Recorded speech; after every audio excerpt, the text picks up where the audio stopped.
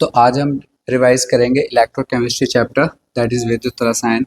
इसके मेनली हम क्वेश्चंस करेंगे एनसीईआरटी के, और जहाँ पे कोई टॉपिक एक्सप्लेन करने का होगा मैं आपको एक्सप्लेन कर दूंगा। तो फर्स्ट क्वेश्चन है मैग्नीशियम +2 मैग्नीशियम सिस्टम का स्टैंडर्ड इलेक्ट्रोड पोटेंशियल हम कैसे फाइंड आउट कर सकते हैं।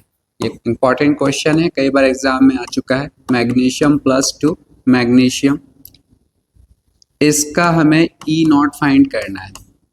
तो किसी भी एलिमेंट का पोटेंशियल फाइंड आउट करने के लिए, इलेक्ट्रोड पोटेंशियल फाइंड आउट करने के लिए उस एलिमेंट को हम किसके साथ कंबाइन करते हैं बच्चे?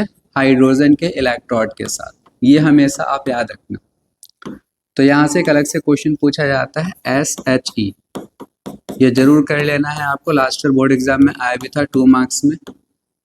SHE, S मतलब स्टैंडर्ड, H मतलब हाइड्रोजन एंड देन E मतलब इलेक्ट्रोड। हिंदी में इसे हम क्या पढ़ते हैं? मानक हाइड्रोजन इलेक्ट्रोड विभव या मानक हाइड्रोजन इलेक्ट्रोड। तो इसमें क्या होता है, हमारे पास इतने सारे एलिमेंट्स हैं और उनके पोटेंशियल को फाइंड आउट करने के लिए, मेजर करने के लिए हमने क्या किया है, हाइड्रोजन का जो पोटेंशियल होता है, जिसको हम इस तरीके से लिख सकते हैं, इसके स्टैंडर्ड इलेक्ट्रोड पोटेंशियल को बच्चे हमने कितना मान लिया है? 0.00 वोल्ट। तो हाइड्रोजन जो एलिमेंट है उसका पोटेंशियल कितना मान लिया है हमने? 0.00। इसे हम रेफरेंस इलेक्ट्रोड भी कहते हैं, क्योंकि हाइड्रोजन की मदद से, with the help of hydrogen, hydrogen की हेल्प से आप बाकी एलिमेंट के पोटेंशियल को फाइंड आउट करते हो। ये हमेशा आपको याद रखना है। तो अगर मुझे मैग्नीशियम का फाइंड आउट करना है या किसी भी और का, एग्जाम में मान लो, वैसे तो एनसीईआरटी में मैग्नीशियम दिया है तो मैग्नीशियम का ही देते हैं हर बार। मान लो आपसे कहा जाता है कि भाई Zn+2 Zn का फाइंड आउट करो, कॉपर +2 कॉपर का फाइंड आउट करो, किसी का भी फाइंड आउट करो। किसी भी एलिमेंट का अगर आपको पोटेंशियल फाइंड आउट करना है तो आपको क्या करना होगा, उस एलिमेंट को कंबाइन करना होगा हाइड्रोजन के साथ। किसके साथ कंबाइन करना होगा? हाइड्रोजन के साथ। अब कंबाइन करने का मतलब क्या है? कंबाइन करने का मतलब बच्चे ये है कि जैसे आप एक सेल बनाओगे, एग्जाम में इतना कुछ नहीं करना, बस मैं आपको समझा रहा हूँ। गैल्वेनिक सेल में हम क्या करते हैं, 2 बीकर लेते हैं, ये सॉल्ट ब्रिज लगा होता है, और जो 2 डिफरेंट एलिमेंट्स लेकर आप सेल बना रहे हो, जैसे मैग्नीशियम का फाइंड आउट करना है तो मैग्नीशियम तो लेना ही होगा, और इसका फाइंड आउट, इसका हम ज्ञात किसकी मदद से करने जा रहे हैं? हाइड्रोजन। तो आप कैथोड बनाओगे हाइड्रोजन को। याद रखना, जनरली होता ही है, जो आपका रिएक्टिव एलिमेंट होता है, ठीक है, रिएक्टिव मतलब जिसकी क्रियाशीलता अधिक होती है, वो एलिमेंट हमेशा वैद्युत रसायन या गैल्वेनिक सेल जो होता है आपका, या वैद्युत रासायनिक सेल, तो जो भी आपका जो आपका रिएक्टिव एलिमेंट होता है, 2 एलिमेंट लेते हो हमेशा आप ये सेल बनाने के लिए, तो उसमें जो रिएक्टिव एलिमेंट होगा उसको हम हमेशा बनाते हैं बच्चे एनोड। क्या बनाते हैं? एनोड। तो एनोड वाला हमेशा वो एलिमेंट बनेगा जिसकी क्रियाशीलता अधिक है, तो वो बनेगा कैथोड जिसकी कम है। अब हमें पता है कि मैग्नीशियम तो काफी क्रियाशील धातु है, तो ऑब्वियस सी बात है, मैग्नीशियम का एक रॉड लोगे आप, जिसे आप क्या बनाओगे? एनोड। और ये मैग्नीशियम है। कौन है? मैग्नीशियम। तो मैग्नीशियम को मैग्नीशियम के सॉल्ट में ही डालना होगा। तो मैग्नीशियम का सॉल्ट क्या लोगे आप? मैग्नीशियम सल्फेट, जिसकी मोलरता कितनी होनी चाहिए? 1 m। तो एक तरफ आपने मैग्नीशियम को डाल दिया, किसमें? मैग्नीशियम सल्फेट में। दूसरी तरफ आपने क्या लिया? हाइड्रोजन का सेल। तो हाइड्रोजन के सेल में इसमें लेते हैं HCl, और यहाँ पर इस तरीके से प्लैटिनम का एक वायर होता है, जिसमें प्लैटिनम का यहाँ पे एक शीट होती है, और इधर से फिर हम कौन से गैस डालते हैं बच्चे? इसमें हाइड्रोजन। और इन दोनों को फिर हम कंबाइन कर देते हैं, बीच में वोल्ट मीटर लगा लेते हैं। ये SHE का पूरा कंस्ट्रक्शन आप लोगों ने पढ़ा होगा। यहाँ पे डिटेल में मैं नहीं समझा रहा हूँ, मैं बस ये समझा रहा हूँ कि मैग्नीशियम को किसके साथ जोड़ देना है? हाइड्रोजन के साथ, ठीक है। तो जोड़ने के बाद होगा क्या? जोड़ने के बाद ये है कि जो ये वोल्ट मीटर लगाते हैं ना, जब ये सेल आपका स्टार्ट हो जाता है, काम करने लगता है, तो वोल्ट मीटर में एक रीडिंग आती है। अब वोल्ट मीटर में जो रीडिंग होगी, जो वैल्यू आएगी, जो मान आएगा, वो E0 सेल का मान होता है, ठीक है। ये जो वोल्ट मीटर आप लगाते हो, दोनों का आपने जोड़ रखा है ना इस तरीके से, कैथोड इधर आपका क्या था, ये एनोड, इधर कैथोड, और इन दोनों को हमने किससे जोड़ रखा था, इस वोल्ट मीटर से। तो वोल्ट मीटर इस पूरे सेल का जो मानक विभव है वो देगा, ठीक है। ई, जिसे हम क्या बोलते हैं बच्चे, ई नॉट सेल। और ये ई नॉट सेल निकालने का जो फॉर्मूला है वो क्या होता है, वो होता है बच्चे E naught cathode minus E naught anode, ठीक है। इस तरीके से आप याद रखोगे, कैथोड में से एनोड वाले को हम माइनस करके निकालते हैं। अब ये वाली वैल्यू तो हमें मिल गई ना, किससे मिल गई, वोल्ट मीटर से। तो ये तो आपको पता ही है। कैथोड आपने किसको बनाया था, हाइड्रोजन को। किसका बनाया था, हाइड्रोजन को। और हाइड्रोजन की जो वैल्यू होती है, हाइड्रोजन की जो वैल्यू होती है वो कितनी होती है, 0। तो ये 0 हो गया। अब बचा एनोड। एनोड कौन था, मैग्नीशियम। मैग्नीशियम +2 मैग्नीशियम, ऐसे लिखते हैं। तो इसकी वैल्यू कितनी होगी, जितनी ई नॉट सेल की वैल्यू होगी। क्यों, क्योंकि जो कैथोड था उसे हमने हाइड्रोजन माना था, वो तो वैसे भी 0 हो चुका है। तो इसका मतलब ये हुआ कि जो आपका मैग्नीशियम का जो मान आएगा, ई नॉट मानक होगा, तो ई नॉट मैग्नीशियम, मैग्नीशियम कितना मान होगा बच्चे, माइनस ई नॉट सेल के। कितना होगा, माइनस ई नॉट सेल के। चलो एक एग्जांपल से समझते हैं। मान लो जो वोल्ट मीटर है, मैं एक एग्जांपल दे रहा हूँ सिर्फ, उसमें आपका जो आपका निडल है वो मान लो 2.5 पे आके रुक गया। एक एग्जांपल दे रहा हूँ सिर्फ। तो ई नॉट सेल का मान आपको पता था कितना, 2.5। तो मैग्नीशियम का मान कितना हो जाएगा भाई, ई नॉट सेल माइनस साइन तो आ ही गया था, 2.5 वोल्ट। यह आंसर हो जाता है किसका, मैग्नीशियम का। सिर्फ एग्जाम्पल के लिए मैंने आपको बताया है। तो कुल मिला के कहने का मतलब यह है कि जब एग्जाम में क्वेश्चन आएगा तो आप क्या लिख के आओगे कि मैग्नीशियम का मानक इलेक्ट्रॉन विभव निकालने के लिए हम उसको किसके साथ जोड़ देंगे, हाइड्रोजन के साथ, और एक वैद्युत रासायनिक सेल बनाएंगे। वो वैद्युत रासायनिक सेल वोल्ट मीटर में जो भी मान देगा वही मान किसका होगा, मैग्नीशियम का। बस वो कैसा हो जाएगा, ऋणात्मक, ठीक है। तो ऐसे ही क्वेश्चन जिंक का आए और ये ऐसा ही क्वेश्चन कॉपर का आए कि कैसे फाइंड आउट करोगे मानक विभव, आप यही लिख कर आओगे कि हम उसको किसके साथ कंबाइन कर देंगे, हाइड्रोजन के सेल के साथ, ठीक है।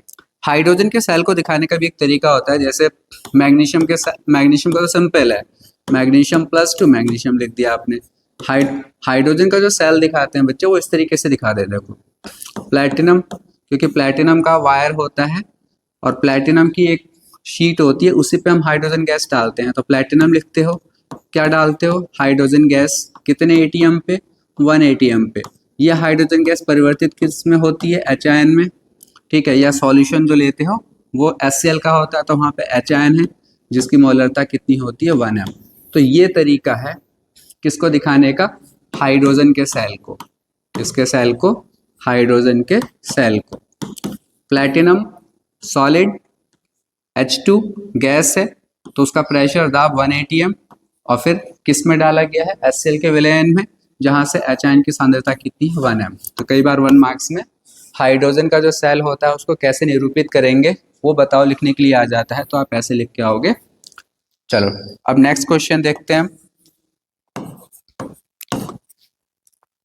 क्या आप कॉपर सल्फेट के विलयन को जस्ता के बर्तन में रख सकते हैं, कैन यू या can we store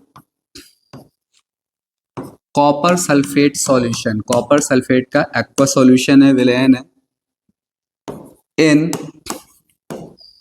zinc pot.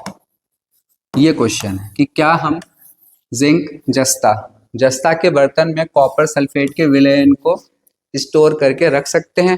तो आंसर या तो यस होगा या नो होगा। लेकिन यहाँ पे 12th क्लास में हाँ या ना का जो आंसर दोगे बच्चे, वो आप वैद्युत रासायनिक सेल जो आप पढ़ चुके हो, ई नॉट का मान मतलब जो विभव होता है हर एक तत्व का, पूरे सेल का विभव होता है, उनके बेसिस पे दोगे। आप खाली ये लिख के नहीं आओगे कि हाँ रख सकते हैं या नहीं रख सकते, वो भी आंसर होता है 10th क्लास के बेसिस पे। तो 12th में हम इसका आंसर कैसे देंगे, ध्यान से समझो। हमसे कहा जा रहा है कि मान लो ये जिंक का एक बर्तन है और इसमें कॉपर सल्फेट को रखा गया है।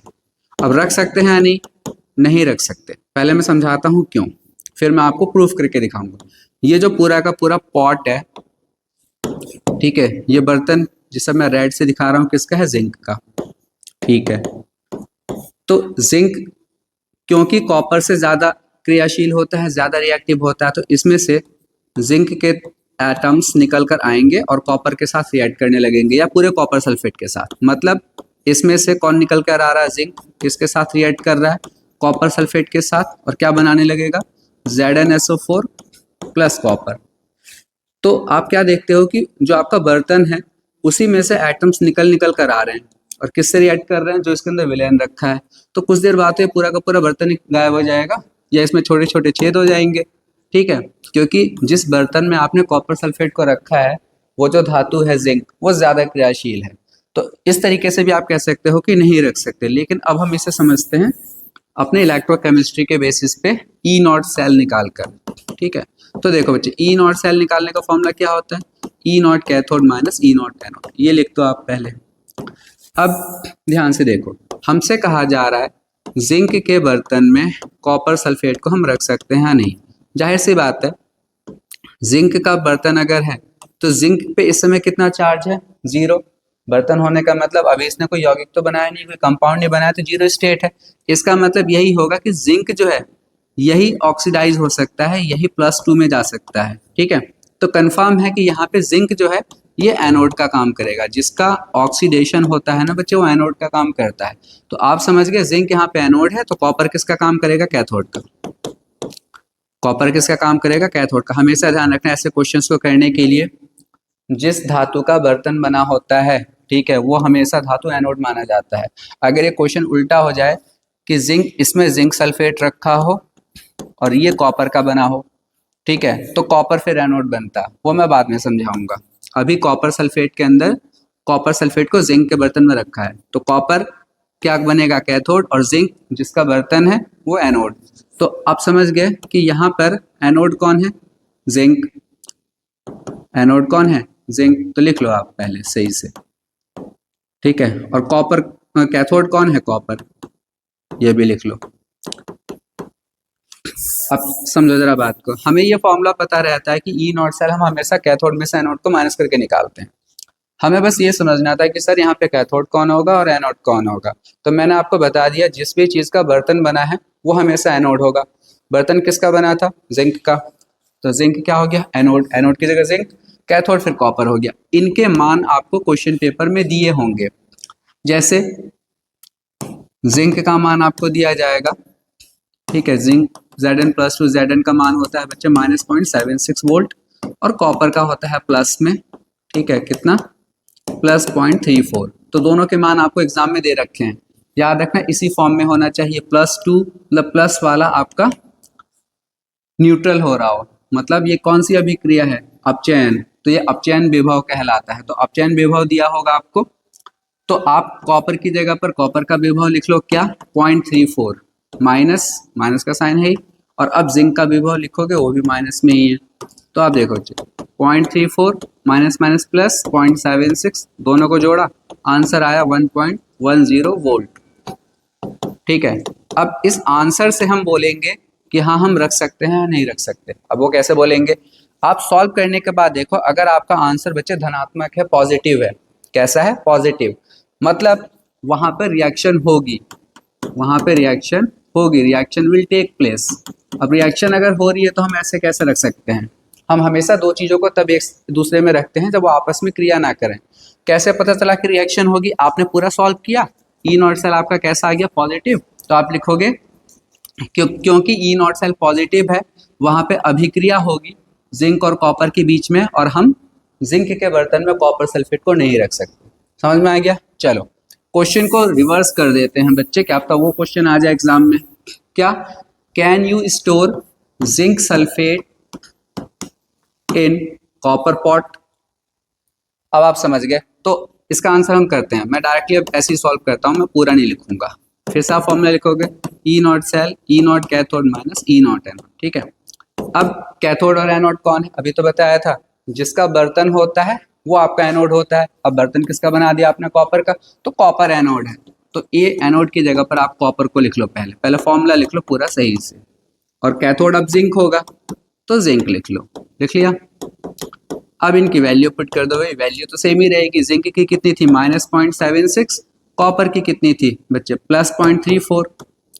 जब आप दोनों को सॉल्व करोगे, ठीक है, तो माइनस माइनस से दोनों ही प्लस होंगे, सही कर रहे हैं हम। सही है, ठीक है। तो आंसर फिर से वही आएगा माइनस का 1.10 वोल्ट। बट अब आप आंसर देखो कैसा आया, माइनस में। अगर किसी भी रिएक्शन का जो विभव है, मानक विभव, मानक सेल विभव, वो अगर माइनस में आ गया, ऋणात्मक है, तो वो अभिक्रिया नहीं होती है। ये माइनस साइन ये प्रूफ कर रहा है कि इनके बीच में आपस में कोई अभिक्रिया नहीं होगी, मतलब हम रख सकते हैं। तो लिखोगे आप, क्योंकि सेल विभव, मानक सेल विभव कैसा है, ऋणात्मक, मतलब कॉपर और जिंक सल्फेट में कोई अभिक्रिया नहीं होगी, मतलब हम दोनों को एक साथ रख सकते हैं। तो यहाँ पे आंसर हाँ हो जाएगा। आई थिंक आपके समझ में आ गया होगा, ठीक है। चलो नेक्स्ट क्वेश्चन करते हैं।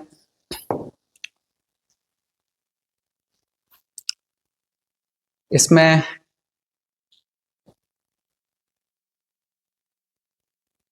ये तो खैर टेबल का क्वेश्चन है, तो पूरा क्वेश्चन भी नहीं है, छोड़ते हैं इसे भी। नेक्स्ट 3.4, ये भी एक इंपॉर्टेंट क्वेश्चन है। क्वेश्चन क्या है, 10 pH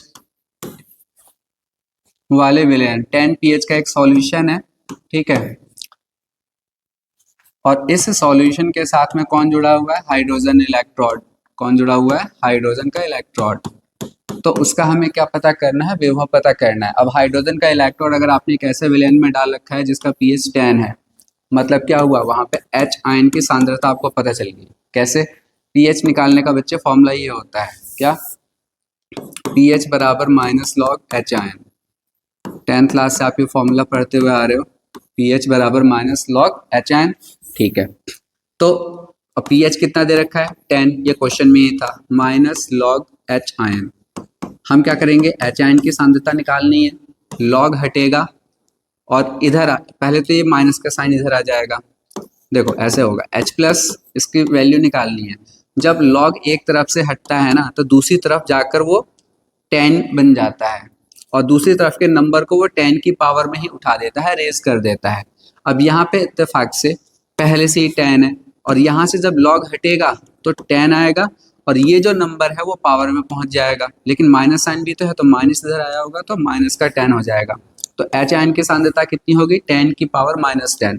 चलो ऐसे समझो, अगर किसी के समझ में नहीं आया, मान लो pH बच्चे 9 दिया होता, pH कितना दिया होता, 9, तो H आयन की कॉन्सेंट्रेशन या सांद्रता कितनी आती, जब मैं इसको हटाता तो 10 आता, और इधर जो भी नंबर होता वो पावर में चला जाता, माइनस इधर आएगा, तो तब वो 10 की पावर माइनस 9 होता।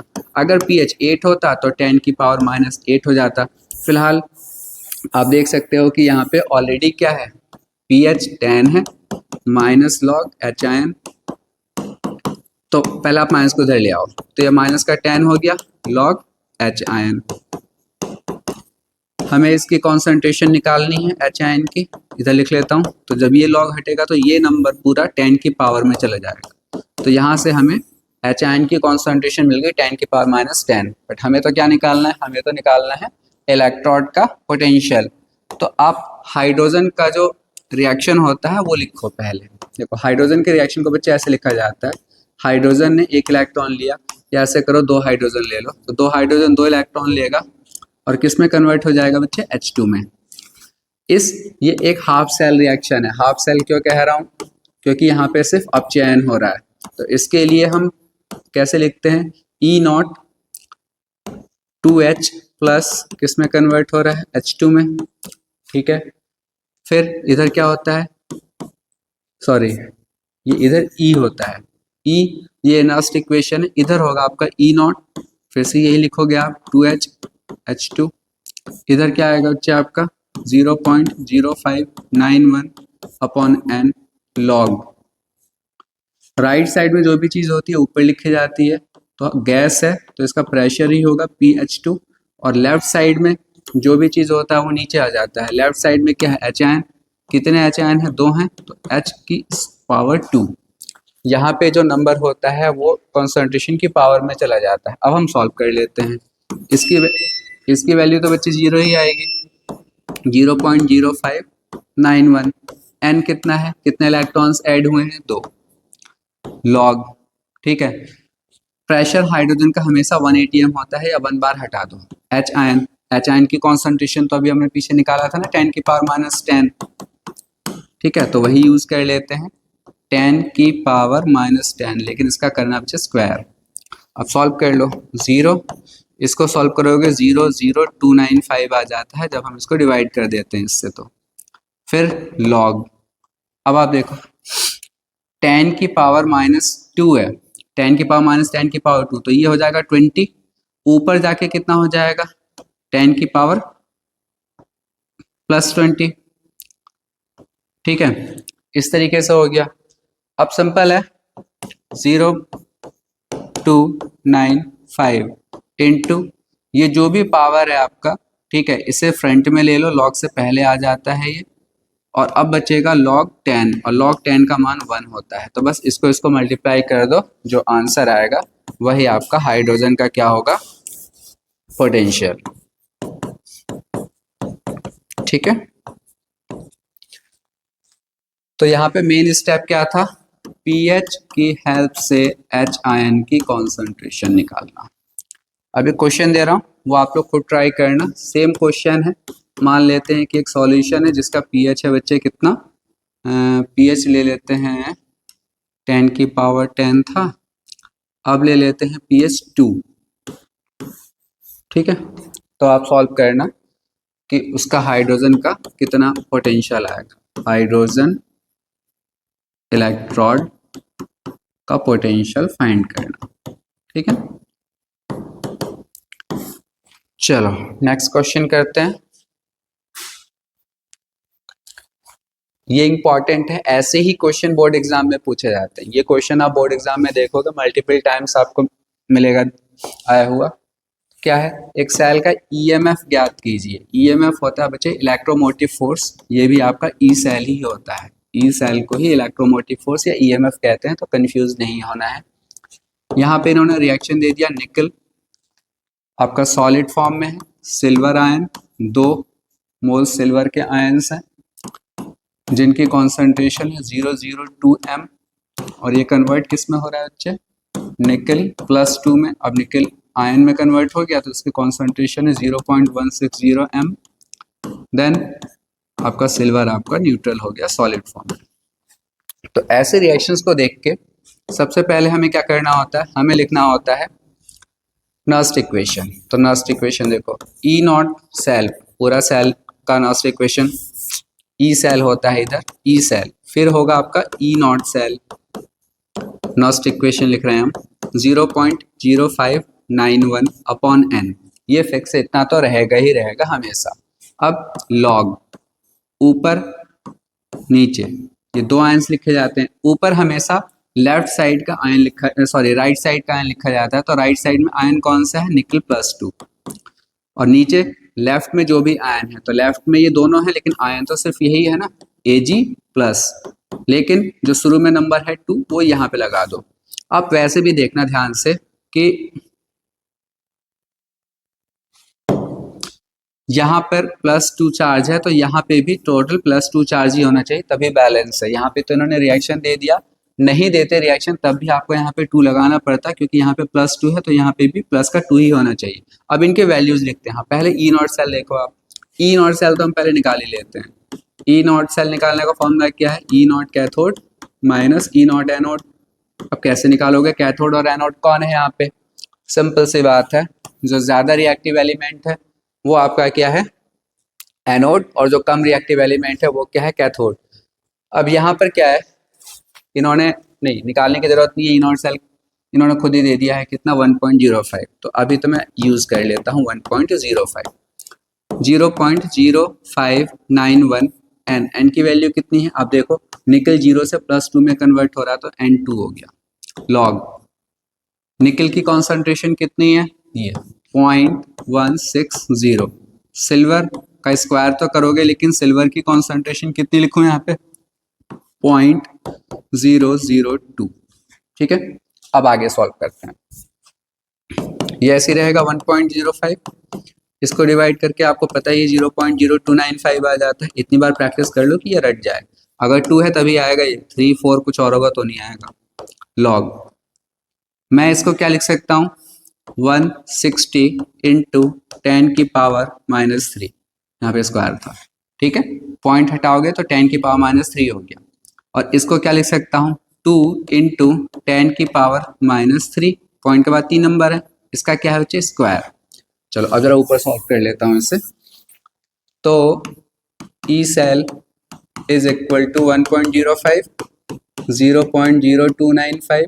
अब देखो अंदर क्या आ रहा है लॉग 160 10⁻³ अब यहाँ पे देखो स्क्वायर है तो 2 का स्क्वायर करोगे कितना आ गया बच्चे 4, ठीक है। 10⁻³ का 2 से मल्टीप्लाई करोगे 10⁻⁻6, इससे आपने इसको काटा कितना आ गया 40, इससे इसको काटोगे 10⁻³ बचेगा, ऊपर जाके प्लस का हो जाएगा, किसका हो जाएगा प्लस का, तो कितना आ जाएगा 1.05 0.0295 लॉग। अब देखो ये जो 40 इंटू 10⁻³ एक जीरो ये और 10⁻³ तो 10⁻4 लिख देता हूँ मैं, तो ये हो जाएगा आपको 4 इंटू 10⁻4। अब हम इसे सॉल्व कर सकते हैं इजिली 1.05 0.0295 कैसे, ये log a और ये log b हो गया तो log 4 आपका अलग हो जाएगा और मल्टीप्लाई की जगह प्लस हो जाएगा log 10⁻4, ठीक है। बस लास्ट स्टेप है 1.05 0.0295 log 4 की वैल्यू 0.6020 होती है, एग्जाम में या क्वेश्चन पेपर में आपको दिया रहेगा। 10⁻4 4 बन जाएगा, क्यों 10 की जो भी पावर होती है log में 10 की जो पावर होती है वही आंसर हो जाता है। 4 को जब आप इसके साथ जोड़ दोगे तो अंदर कितना आ जाएगा आपका आ जाएगा 4.6020। अब इसकी इससे मल्टीप्लाई कर दो और जो आएगा इसमें से माइनस कर दो, तो अल्टीमेटली अब मैं बस आंसर लिख देता हूँ। चलो 1.05 इसको जब आप मल्टीप्लाई करोगे बच्चे, ठीक है, तो हमारा आ जाएगा -0.14 वोल्ट दिख रहा है यहाँ पे। चलो हम करके देख लेते हैं कि सही में हमारा इतना आ रहा है या नहीं आ रहा है।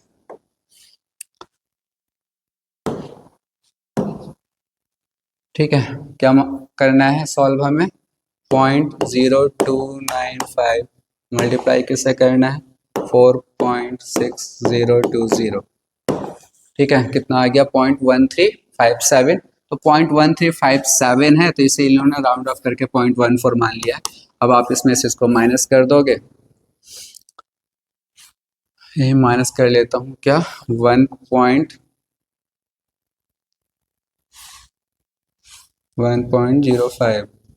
कितना आ जाएगा माइनस में, लेकिन मैंने उल्टा माइनस किया तो ये प्लस में हो जाएगा कितना प्लस का 0.914 वोल्ट आंसर, ठीक है। तो एक बार आप इसे और प्रैक्टिस कर लेना। चलो नेक्स्ट क्वेश्चन देखते हैं 3.6, बढ़िया क्वेश्चन है। नर्स्ट इक्वेशन के हमने 1-2 क्वेश्चन कर लिए, अब 2 फॉर्मूले ये वाली भी देख लो, डेल्टा जी नॉट और के सी, इनके न्यूमेरिकल्स जरूर आते हैं। डेल्टा जी नॉट का फॉर्मूला होता है NFE नॉट सेल, ठीक है, इसे कहते हैं गिब्स फ्री एनर्जी चेंज, और ये आपका स्थिरांक होता है साम्य स्थिरांक। इसको निकालने का फॉर्मूला क्या होता है बच्चे anti log n into E naught cell upon 0.0591, anti log n वही number of electron, E naught cell और नीचे 0.059। तो इस बार जो न्यूमेरिकल हम करने जा रहे हैं इसमें इसका यूज होगा, तो लिख लो क्या क्वेश्चन है 2Fe+3 एक्वस है, इसकी रिएक्शन हो रही है किससे I माइनस से एक्वस से, क्या फॉर्म हो रहा है 2Fe+2 और I2, और इस पूरे क्वेश्चन में आपको दे दिया इसका ई नॉट सेल, उसी की जरूरत है, इन्होंने खुद ही दे दिया, कितना आसान बना दिया क्वेश्चन। और आपसे क्या कहा जा रहा है देखो सेल अभिक्रिया की मानक गिब्स ऊर्जा, मानक गिब्स ऊर्जा मतलब स्टैंडर्ड गिब्स एनर्जी और साम्य स्थिरांक Kc, ये फाइंड आउट करना है। तो पहले हम डेल्टा जी निकालते हैं नॉट, तो फॉर्मूला क्या है NFE नॉट सेल, n का मान ये इंपॉर्टेंट है, कैसे निकालोगे देखो आप यहाँ पे देखो Fe पे कितना चार्ज है टोटल 2 3 जा 6 2 3 6 प्लस का 6 चार्ज है, और यहाँ पे देख लो 2 दूनी 4 प्लस का 4 है, किसी एक को ही देखना है Fe को दोनों तरफ Fe, तो 6 से 4 में जाने का मतलब 2 इलेक्ट्रॉन का चेंज आया है। तो n की जगह पर पहले फॉर्मूला लिख लो NFE नॉट सेल, दोबारा से फॉर्मूले के आधा नंबर होते हैं, n कितना आ चुका है 2, आपने चेक कर लिया, F96500 होता है 1 फैराडे, इतने कूलम होते हैं। ई नॉट सेल क्वेश्चन में आपको दे दिया था 0.236 वोल्ट, सॉल्व कर लोगे आंसर आ जाएगा, खुद करना। केसी निकालते हैं, एंटी लॉग एन, एन फिर से कितना आया था 2, ई नॉट सेल कितना था बच्चे 0.236 अपॉन 0.0591, इसे सॉल्व करते हैं कितना आएगा, फिर आपको मैं एंटी लॉग बता दूंगा। तो ये है 2 की मल्टीप्लाई किससे है 0.236 से 0.236 कितना आ गया 0.472, ओके, डिवाइड किससे करना है 0.0591 कितना आ रहा है 7.98। अब देखो ध्यान से सॉल्व करके आया बच्चे 7.98, एग्जाम में ऐसे ही आएगा। 7.98 को आप 8 मान सकते हो, बिल्कुल मान सकते हैं। 7.98 को हम राउंड ऑफ करके 8 मान सकते हैं। तो केसी कितना आ गया एंटी लॉग 8, मैं लिख सकता हूं एंटी लॉग 8। और किसी भी नंबर का जो एंटी लॉग होता है वो 10 की पावर हो जाता है, ऐसे समझो। एंटी लॉग x जो होता है वो 10 की पावर x हो जाता है। एंटी लॉग 5 क्या हो जाएगा 10 की पावर 5। तो जाहिर सी बात है एंटी लॉग 8 का मतलब सर 10 की पावर 8। तो ये आंसर हो गया हमारा। तो अभी हमने कितने क्वेश्चन डिस्कस किए, 5 क्वेश्चन डिस्कस किया है हमने, ठीक है। आगे के क्वेश्चन नेक्स्ट लेक्चर में डिस्कस करेंगे। ये वाला क्वेश्चन भी मैं आपको एक्सप्लेन करूंगा। ऐसे 3 एलिमेंट्स के इन्होंने नाम दिए हैं जो Fe+2 को ऑक्सीडाइज कर दे, ठीक है। तो ऑक्सीडाइजिंग और रिड्यूस होने के लिए ई नॉट कैसा होना चाहिए, ये नेक्स्ट लेक्चर में हम डिस्कस करेंगे।